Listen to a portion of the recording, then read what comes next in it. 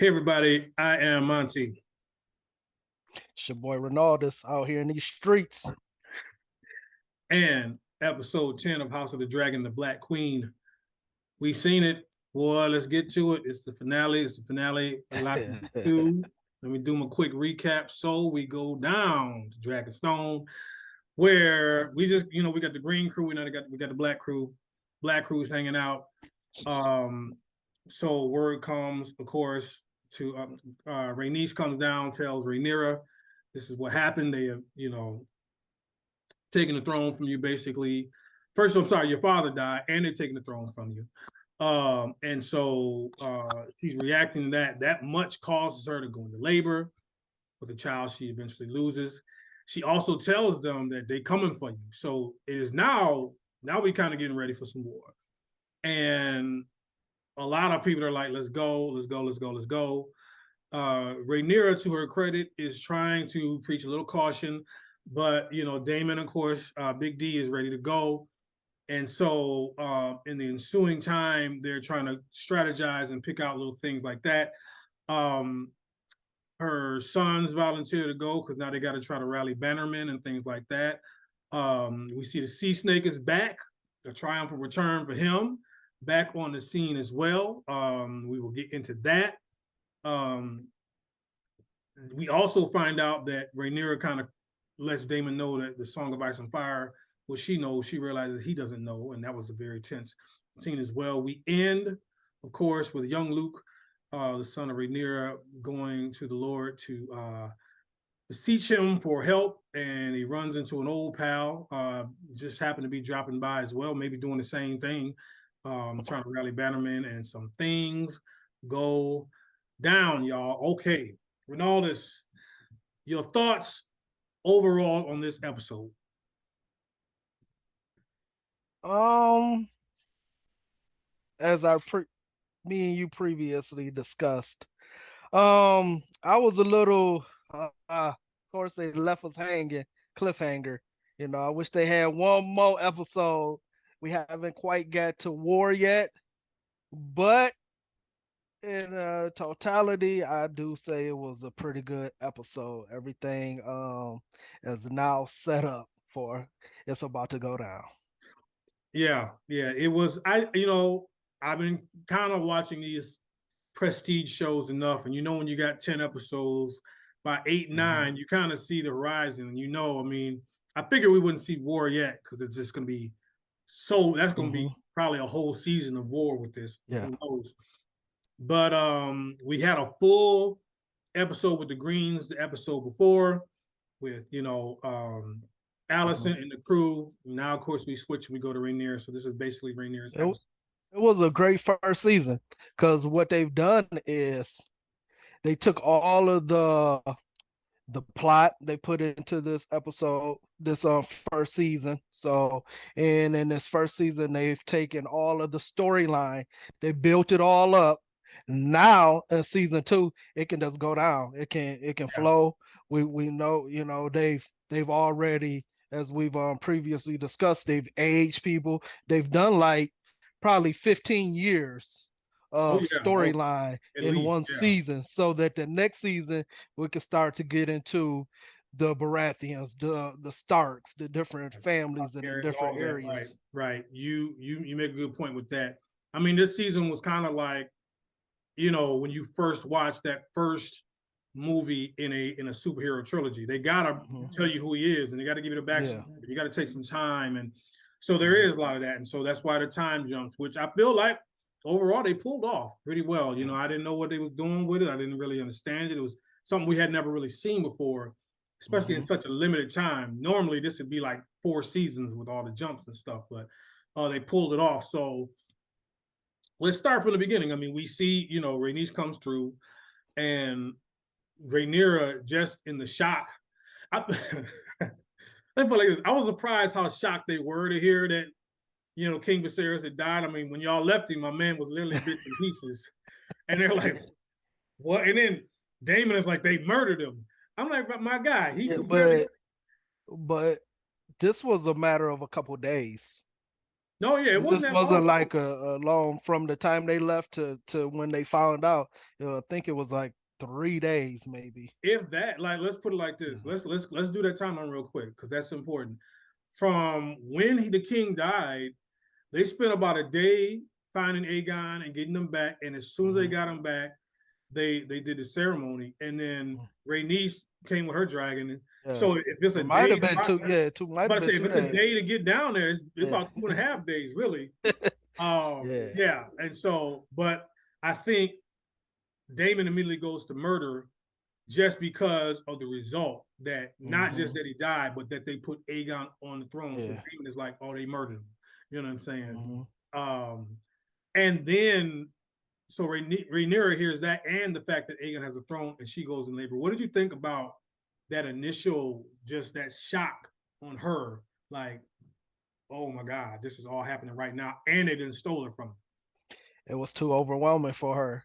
As much as we like for her to be um the queen, be this vicious character that we want her to be, she definitely has a heart. And she definitely wants to do the right thing. She loved her father. Out of everybody She did. in out of all the characters, that was the one person, push go come to a shove, no matter what, who had her back.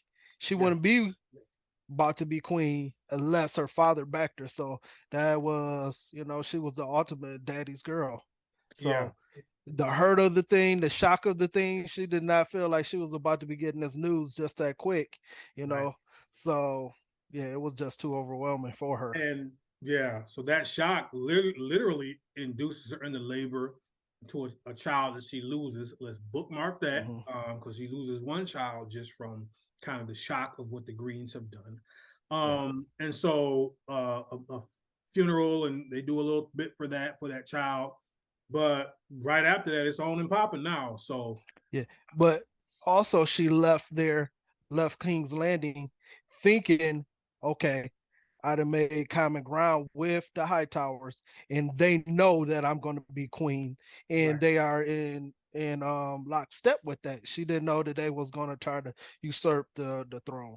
that's a good So point. Like, it's crazy how much happened in about 36 hours because as yeah, soon as they leave, that's the night the king dies. Really, they leave hmm, and yeah, he's dead.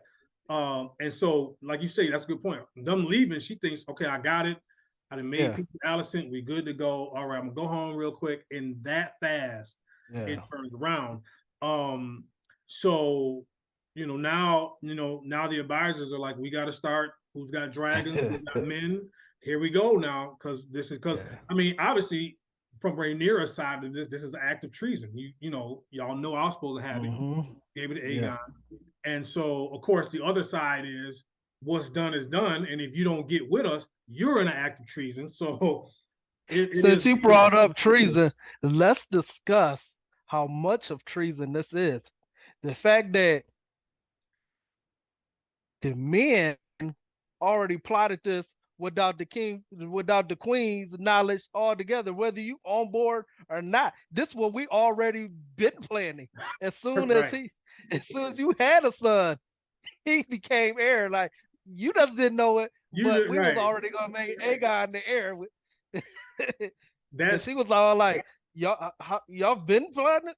Oh yeah, yeah. No, we knew from the jump, and that's how, again, how quickly this stuff moves. And some people are like, what? But other people are already making moves. So um and amazingly, Rhaenyra is still trying to be cautious. She says a line that reminds me at one point of Daenerys, where once we get these dragons involved, it's gonna be ash, and basically, I don't want to rule over ashes and stuff. She's like, I don't want this, but Daemon, of course, is like, you really don't have a choice because I mean, it's not like they're planning to do this; they did it. Now, what we yeah, gonna do? You yeah. know, She went into her strategic mode of thinking, oh, we got a lot of time. Let's plan this the proper way. Let's go find out who's our ally. Let's even go there and make sure they're our ally. Let's win them over. We need this family. We need that family. And right? then they look at, they have this table, which sidebar. this is one of the best strategy war rooms that I've Oh, seen. hey, And it you all, see, when they threw that fire under there and the I was like, table this lit is pretty up, cool. I said the same thing.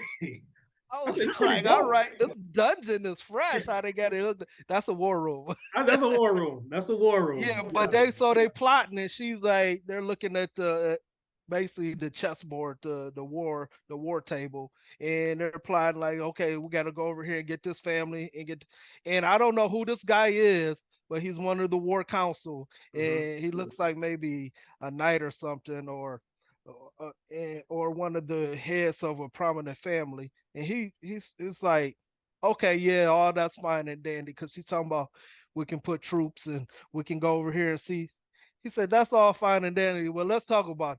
We got dragons. Yeah, So Damon is like, hey, fam, we got. And the crazy part is, Damon knew all the accounts of the dragons. He knew who got some, who ain't got riders. He's like, it's a wild on this island over here. We got three. I mean, the dragon inventory, Damon is ready. yeah, let's start there. We Right, go, and then that's when she says the line that you just said. I right. don't want to be a queen over a bunch of ashes, but But it's very interesting. We see in both of these episodes, even Allison, immediately like, okay, you got to go kill Rhaenyra now that you put Aegon on the throne. And they're both like, hey, everybody, whoa, let's see if we can kind of talk. You know what I mean? Both of them, they're in it, but they're not like trying to go all the way yeah, through. they don't want to kill each other. They don't Right. realize the magnitude of this. They And don't. for you to do this, you can't leave them alive. Like, Yeah, that's the game. And so you got Damon telling Rhaenyra, and you got Otto telling Allison, like, no, we got to go all the way in this. And so, speaking of Otto, so they're in the council, and of course Otto comes through with a message. They go to that same causeway on Dragonstone. Rhaenyra comes with the dragon. Of course, Damon's there, ready to kill somebody. And Otto, they're just showing terms, basically, like, this is what it is. You know what I'm saying? Y'all gonna bend the knee. No, y'all gonna bend the knee. And, Damon is ready to go right there. But Rhaenyra, again, some stuff could have popped off there. Again, is preaching caution there. And so, knowing what we know toward the end of this episode, at this point, I was really kind of surprised, because I'm like, wow, Rhaenyra is really as I upset thought as she she was gonna is. fire them up on the bridge I thought it when was she going slipped down on in the there. bridge. Yeah, Yeah, I was because very surprised. this wasn't Allison. This is Otto and stuff. So I'm Yeah, thinking, oh well, yeah, Otto can get it. I yeah, thought she was about to. right. It could be, you know what I'm saying? Like, let's go. It's on and Yeah, popping. she But had one little moment. She did go up there and snatch the hand off of him and throw it like you right, are not the right, hand. right. And I'm sorry, we But missed a quick point too. One of the Eric twins actually gave the crown to uh mm, to Rhaenyra. He gave her King Viserys' crown, and so now we got one twin with one group, one twin, one group. Want to say that as well, real quick. So after that little showdown, now with the dragons, let's rally the bannermen. Let's some guys are with us, some guys are not. We got to kind of make our pitch, because I'm sure that they think the Greens are going to do the same thing. Like, everybody's, we sizing up now. Like, who got what? Let's go. And her sons, kind of like, okay, well, let's put our lot in with mom and help out as well. There was a great scene with Damon and man, the older son. I'm missing it. Chase. Was it Jay? It might have been Jace. Yeah. Where Damon shows him, he was like, I'm gonna show you what real loyalty is. Yeah, Chase. Might have been, I think it's Jace. That's him. Because he came in trying to actually check Damon. Because he got the his mother said, I'm now queen. So that makes you are, I'm officially telling you are my next of heir. So you are the heir. Right. So he came in there like, ain't nobody higher than me but the queen. So he came here trying to check the room, basically trying to check Damon. Trying to check Damon. And yeah, that was Jace. And Damon was like, hold on. Just, you've been thinking you're on top about 22 young minutes. Pup is what he called him. Yeah, okay, he did. He sure did. Yeah, he sure did. So now we have it where Rhaenyra wants to send her boys out and talk to people. But before we get to that, the sea snake is back and seems to be doing a little bit That's a better good on the segue. mend. Good, yeah. Segue. Seems to be back on the mend. And maybe thought he was gone for a minute, but and so it was first of all a great scene with him and Rhaenys, where he really kind of realizes, man, you know what? I was overreaching. You know, you was right. Yeah. Because she said, she's like, you left me, and you know, I had to handle all this, and I told you. What do you think about their interaction? She held it down for him too. Yeah. And solidified everything while he was gone. She had to tell him about his brother and how his brother tried to take everything and end up getting himself killed. Yep. Yeah. And so she then says, we really need to align with Rhaenyra. I mean, because you know, some of the stuff you only know what's been going down. I mean, and he's kind of like bristling against that, which again, with some reason, you know what I mean? Again, because again, as far as they know, their son is gone. Maybe not directly at her hand, but they feel like she might have something to do with it. But the sea snake, you give him credit for this. He knows the game, and so he knows the Game of Thrones because he's played it for a while.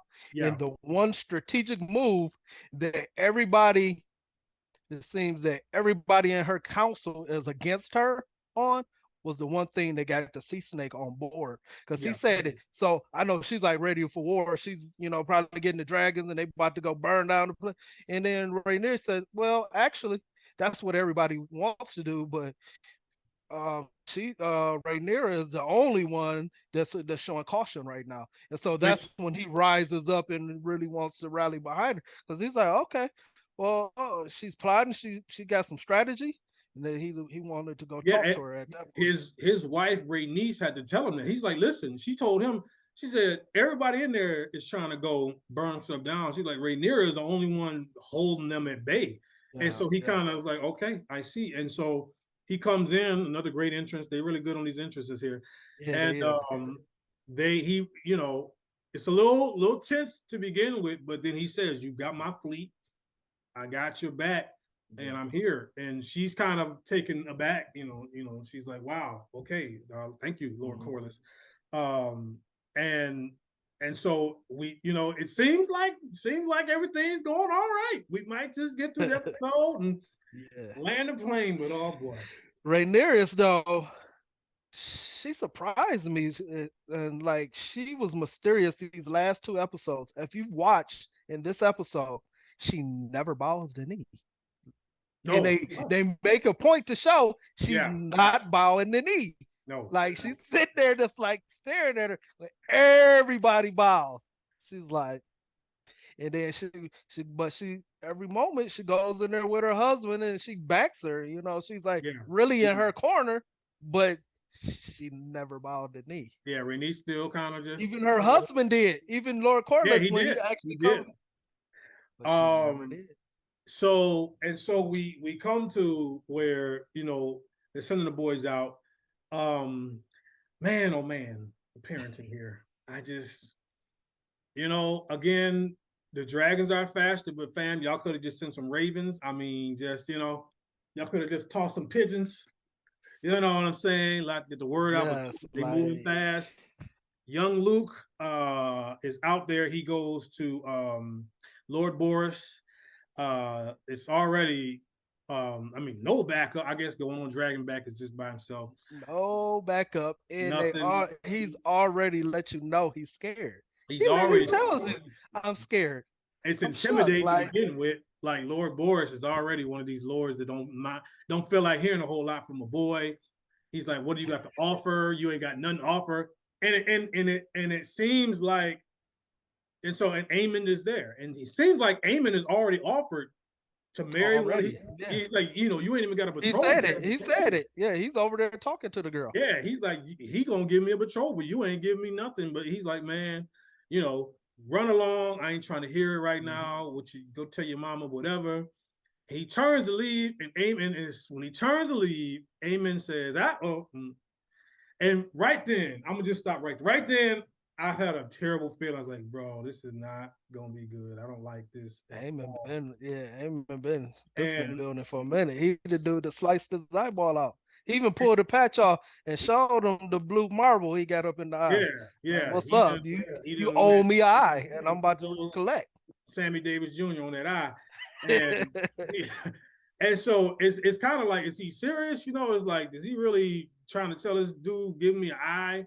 And Lord Boris steps in to his half credit, like, y'all ain't do this here now. Don't take it outside. Y'all ain't gonna have this on me where some stuff went down. And so we goes outside to his dragon, and you know, it's raining and stormy. And I was like, man, this is not good. He gets on dragon back, and sure enough, so his dragon is Vagar. I know, I'm sorry, Amon dragon is Vagar. But Luke's dragon is Arax. And so, first of all, Ronaldus, we knew Vagar was the biggest boy of the bunch.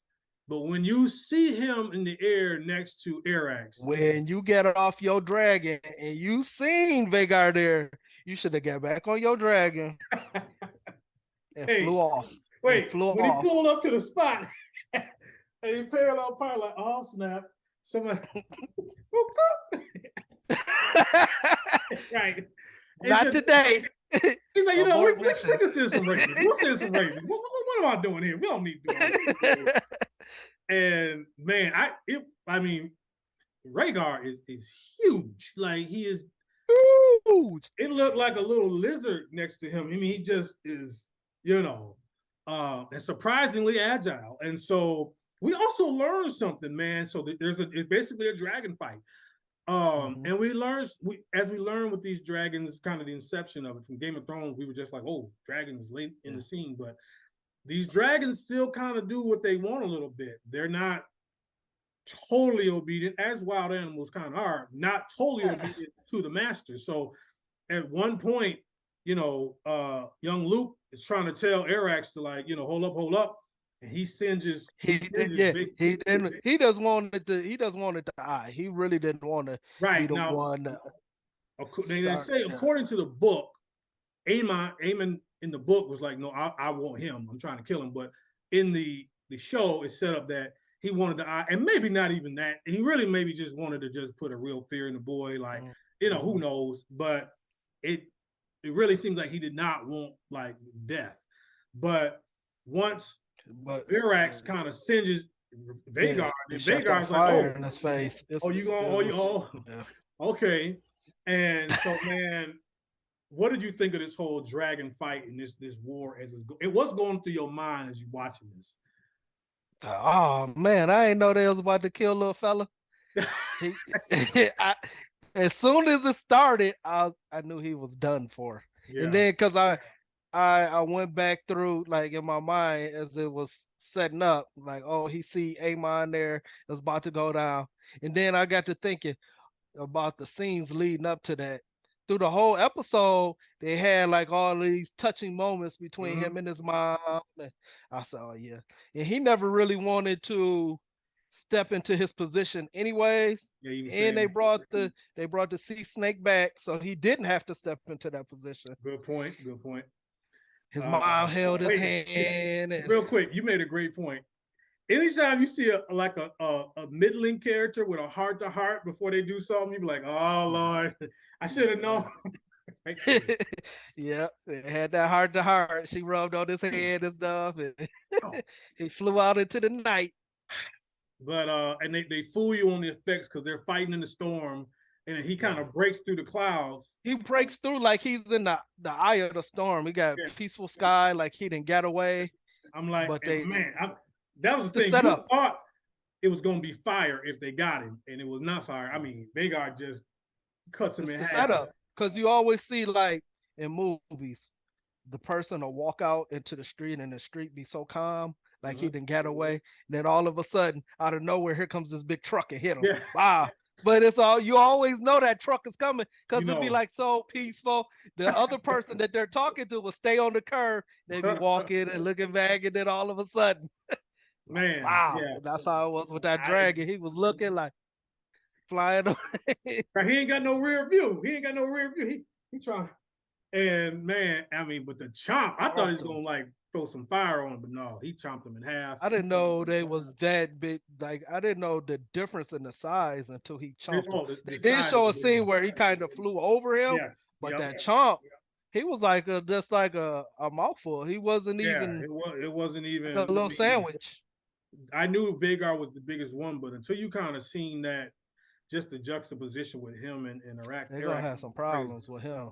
So when that happens, you see Eamon's face immediately because Eamon told him to like hold up, but he wouldn't hold up. And when that happens, you see on Eamon's face like, oh Lord, like it's over.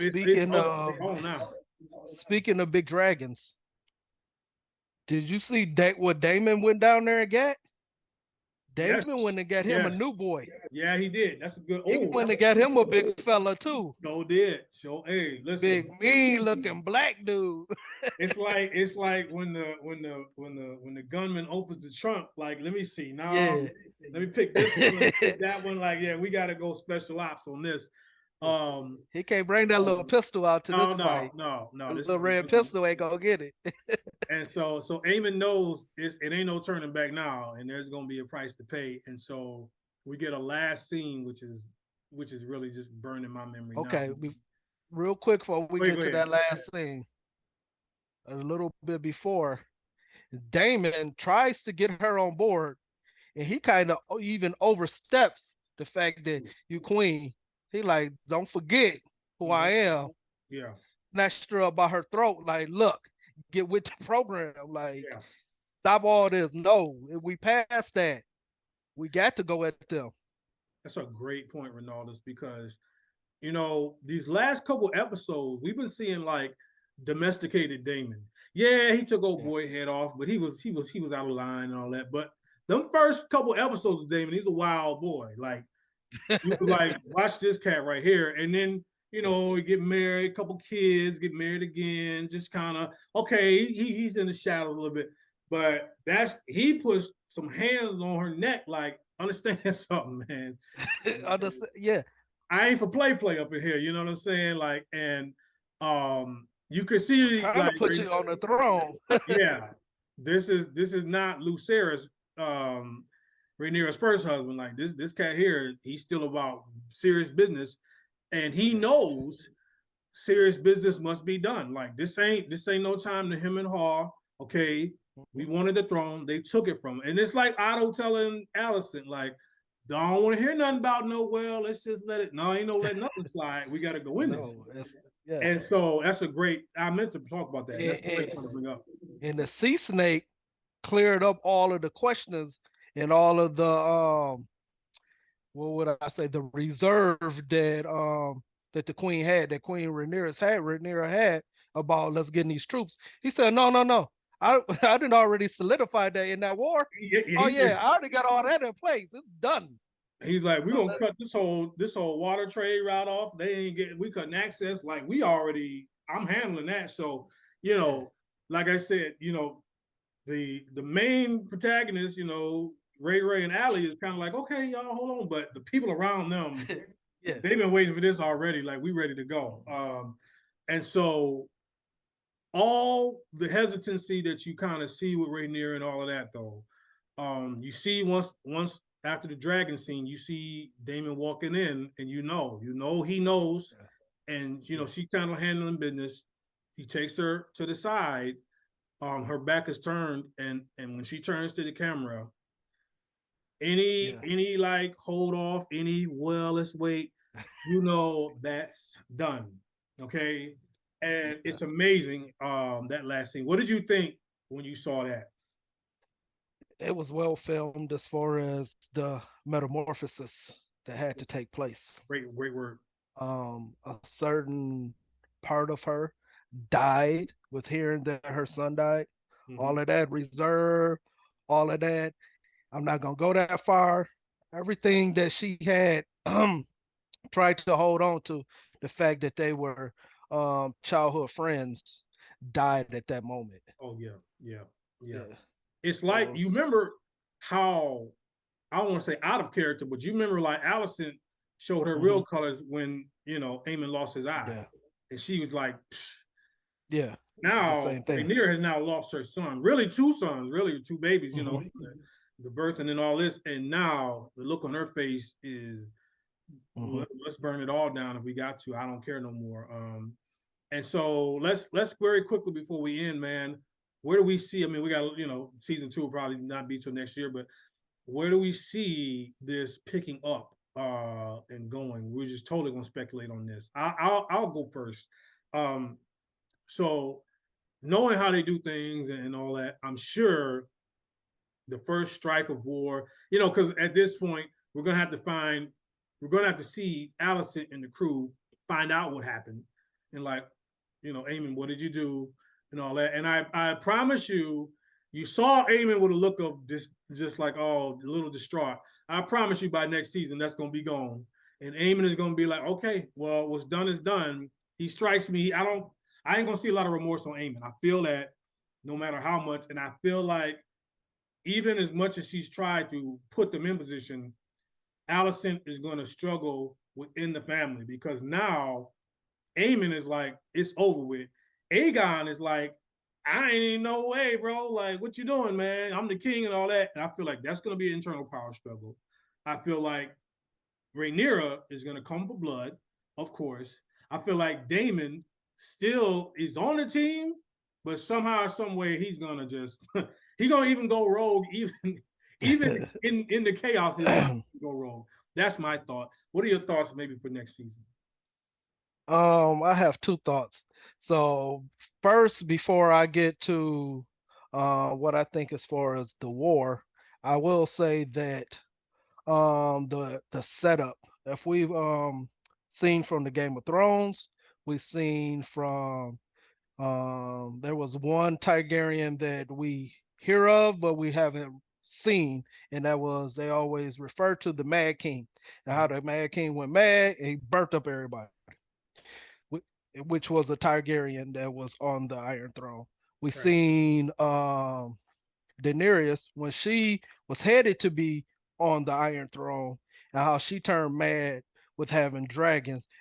At some point, something happens that switches these rulers, and they become the mad this, or they become, yeah, that's a good. I got a dragon, and I'm really what it boils down to. Everybody else says mad, but it is, you mess with somebody that owns dragons, and I can burn you up at any point. So what we see is, because with Daenerys, what happened with her was Cersei and them was supposed to surrender. Yeah. And they was going to be a peaceful surrender, but she tricked her and killed her best friend, and she beheaded her best friend. So then she snapped and went to King's Landing and burnt up everything. And if you remember, I watched this maybe 2 or 3 months ago. At the last minute, they rang the bells, and Tyrion was like, if they ring the bells, they're surrendering. And she heard them bells ringing, and she's like, nah, fam, it's too late. And that's the key point, Ronaldus, because Viserys, for all Viserys was, he talked about that with them dragons. He's like, these dragons, and us having these dragons. He's like, I don't know if that's really the natural order of how we're supposed to be ruling, because he kind of knew, as much peace as he had in his reign, it can really go left with these dragons, man. And so he knew that. But go ahead. So I say all that to say, now that she has become the Black Queen with them killing her son like that, that's what we about to see in this next season. We're not about to see the same Ray in this next season. No, I agree. That switch to the Mad King, to the Mad Queen, yep, that's what you about to get now. Even Daemon probably in this next season is going to have to restrain her at some point. It's like, okay, yeah, we went, but we not going to settle down. So, and that's the thing about it. People like Daemon and the Otto Hightowers and all that, they like it when the person in charge listens to them. But when the person in charge don't be listening to them, then it's a problem. Then it's like, the difference is they've been cold-hearted in scheming from day one, since they was little pups. Like, that's their nature. They didn't never go from being good and then switch people that it was once good, and then when they switch, they go like overboard. See, for people that's their nature, it's a scheming involved in this. It's more of being a snake where I'll charm you and you'll think that I'm down with you, but ultimately it's takeover that's in my mind. But for a person like the Queen Ray that's been good, she's really tried to. I want to rule everybody. I want everybody to be happy. I want the kingdom to be peaceful. She does her whole life.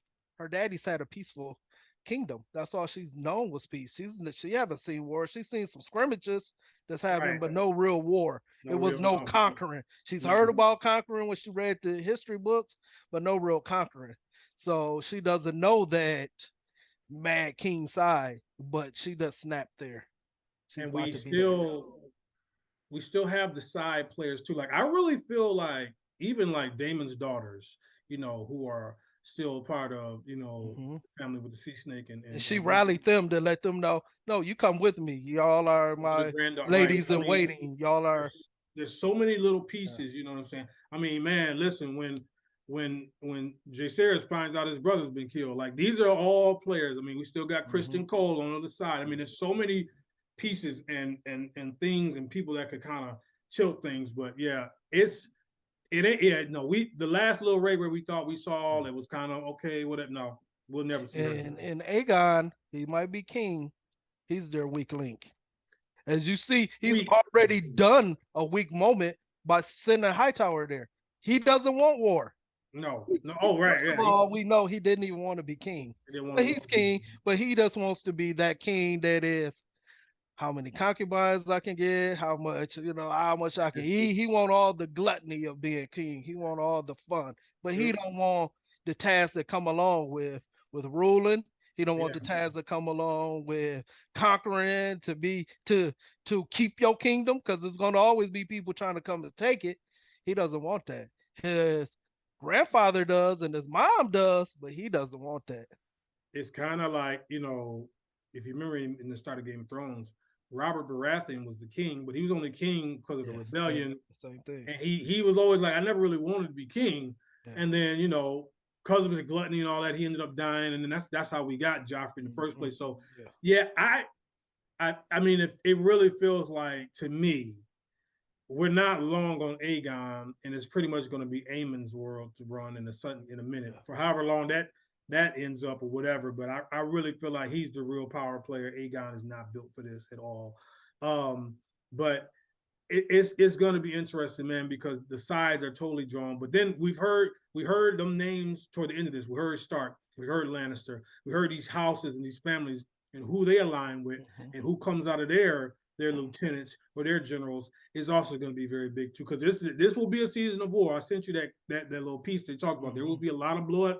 A lot more blood to come in this second season. So, a lot of action. Yeah, a lot of action.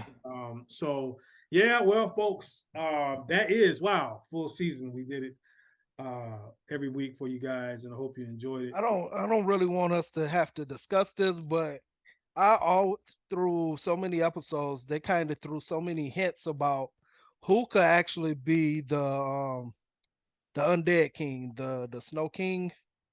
Yeah. When Aemon pulled that patch off and you saw that eye, I was like, the Night King. I was like, because they keep giving these little nuggets of who that person could be. Yeah. You know what? I didn't think about that. That's true. Yeah. He looked just like him with that eye. Aemon, yeah. When he pulled that eye and it was blue, I was like, okay. I didn't think about that, but and again, this all has to tie into a Song of Ice and Fire, you know what I mean? And that's what Rhaenyra talked about. Which, you bring that up, Rhaenyra knew about it. Daemon didn't know about it. Remember when he choked her? She said, "Oh, he never told you about that part." Right? Yeah, and because Daemon is like, listen, I believe in dragons. I don't care about the prophecy. He's like, I'm just like. But again, as we've seen from Game of Thrones, these prophecies, these things to be spoken of, they're going to come true. So, going to be real interesting, man. Any last thoughts before we go? Anything that you wanted to hit? It was good. It Oh, definitely that's right. What's our overall lived up score? That's to. right. I'm sorry. We got to give our overall series score. 5 reels, half reels count. What would you give this first full season of House of the Dragon? I'm 5. Yeah, yeah, I'm yeah. 5, and it probably could have been more. Like it hit No, all my expectations. Like, no extra reel in and there. it wasn't. I'm surprised because I'm so into action. It didn't give me all the action I wanted, It didn't, but the yeah. But storyline kept me so engaged. Like I'm glad for the build up and the fact that it is gonna be a season 2 with all my action in it.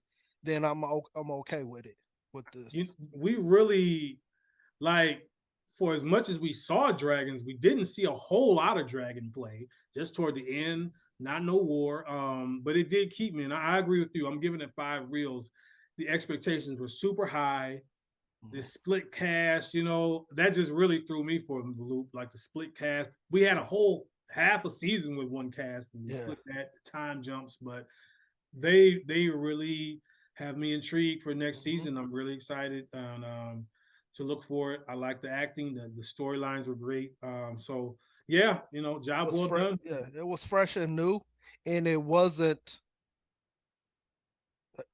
just like how the Mandalorian was a branch off of Star Wars, Right. and it wasn't that so Star Wars that Yeah, you like, that wasn't like Empire Strike Back. That wasn't like it was his own new thing it was. in this House of Dragons, even though it was a spinoff of the Game of Thrones, it was his own new thing. And Yeah, because yeah, there's I like like that. in this show, there's not per se a person like Cersei. There's not like a person like Jon Yeah. Snow. They got their own people, hmm they got their own, there's villains and heroes to kind of speak, and all that, but they're not trying to make somebody be Tyrion. They're Yeah. not, what I'm saying? They're not trying to make somebody be Robb Stark. They're just hmm like, these are our people.